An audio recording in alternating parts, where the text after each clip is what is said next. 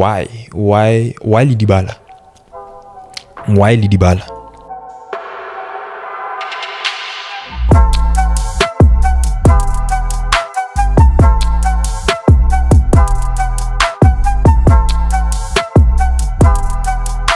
What's going on, people? Welcome back to League M for another video. Welcome back to another episode of Blues Unfiltered. This is, well, used to be the holiday series where I talk about anything and everything, really. It's not a holiday series anymore. It's a different corner where we get to talk about anything and everything revolving around Chelsea. Can even touch on, other general topics. Let's get into today's topic. I'm sure you all remember when Chelsea were firing on all cylinders, winning games, scoring goals for fun. We got close to Liverpool in terms of points. We were lumped in a title race in around October and November. And we kept saying that we are not in the title race. We are not in the title race. Everyone was on the same page. The coach was saying it. The players were saying it. And around mid-December, we started, dropping points, finishing all square to the likes of Everton and Crystal Palace, losing to Fulham and Ipswich Town, which saw us drop from second place to fourth. Now, the talk is that we sort of just talked ourselves out of a title race. So, it does raise the question, did our words create a self-fulfilling prophecy? The short answer is no. Honestly. And I should end this video here and now because why? Why Lidibala? Why Lidibala? I mean, I understand how that can have some sort of psychological effect. That these words were uttered almost every single week from fucking October, but there are good reasons behind that.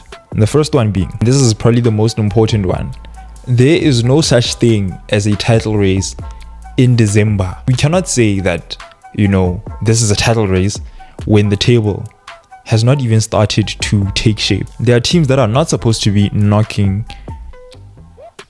at, the top 4 places, teams that will eventually drop out of the top 4 race, teams that have dropped out of the top 4 but are going to make their way back, like Manchester City at the moment. So everyone knows that a true title race begins around the next month, maybe in March in earnest, but now we're starting to see what is what at around this time, going into February. The other reason is it was done to not put a lot of pressure on the players. The squad that we have is still growing steadily. They're still developing experience. They're still, they still don't have the minerals to sustain good performances as, we've seen in the last couple of weeks. This is what happens with every young team coming up. It's what happened with Arsenal when they were, mounting a title charge and lost out in the later stages of the season.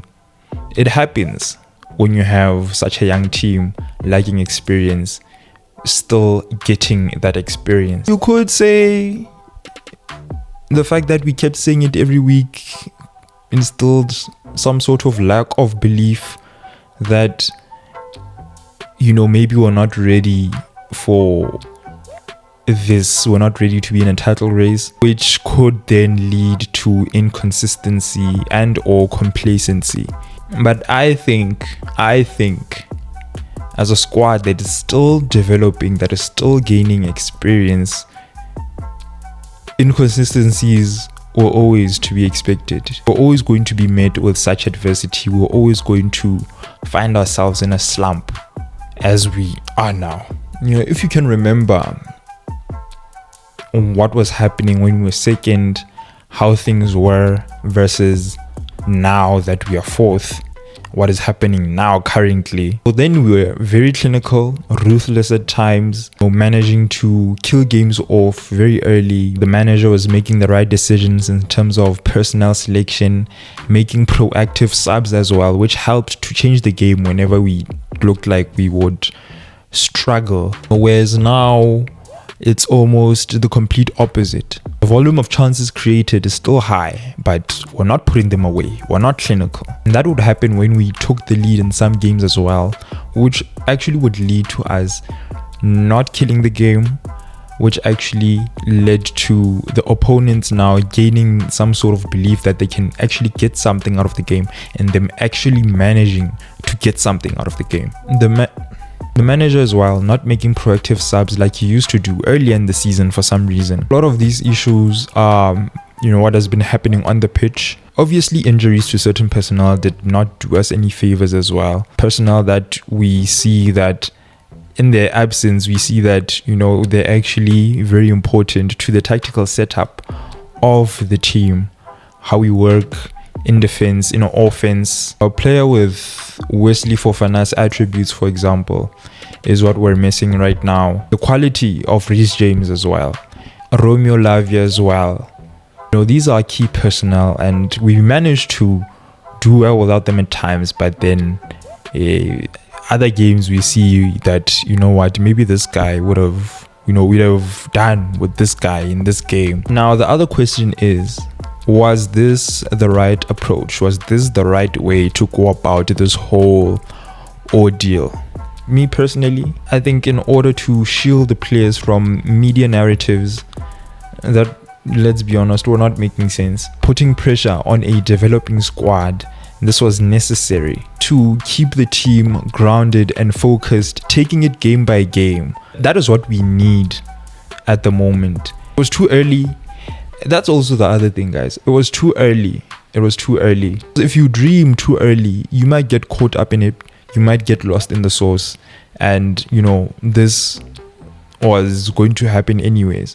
We could have been delusional about it and just went into every game with that mentality that, we're going for it. And then, maybe that could have also caused a psychological effect as well. A positive one, in the sense that we now putting our all in everything, every game, but we'll never know. But this is something that we have went through before. This is something that we have experienced before.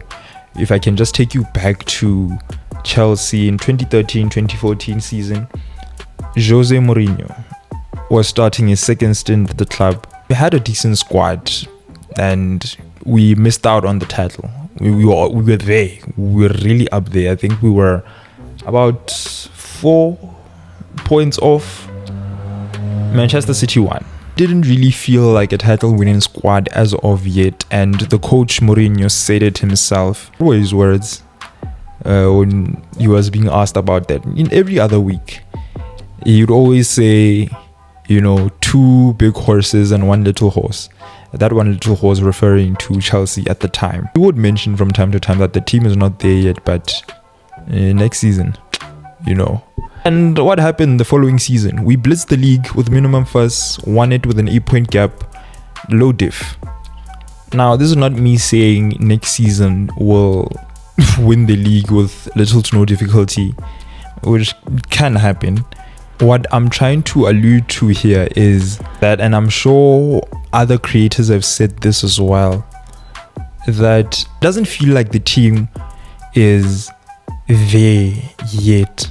We've been privileged to see, a couple of Chelsea title winning sides. Some of you guys can't relate. Maybe that's why we are saying all these things you're saying. And there are 1 or 2 things that those teams all had in common. The obvious things are a good defense and a good goalkeeper. All of those which we do not have at the moment. We don't have confidence in our defense. We don't have confidence in our goalkeeper. Other intangibles that I'm not going to touch on. When we were watching the road to the title in real time, we were confident that, we're going for it and we will win it all. And this team, as they are now, they just don't share those traits that previous title winning sides have, to a point where even when we were doing good, when we were flying high, we foresaw, a bit of a decline because of our shaky defense, because the goalkeeper is not make sure. We sort of figured that at some point we're going to drop some points on the way. It may have happened earlier and against sides we did not expect, but it was going to happen and it has happened. That's why we kept saying what we said. Well, us as fans, I'm sure the coach had other reasons. Coach also understands as well that this one, like, if we are there, we are there, but if we're not, we know why. But I want to know what you guys think. Would the outcome have been different if we had maybe took a different approach to the whole ordeal? We actually speak it into existence. Do you guys think what is being uttered in the media can influence team performance? Let me know your thoughts in the comment section below. Please do not forget, if you're new, to like, share and subscribe. Thank you very much for watching. I will see you on the next one. Keep it in.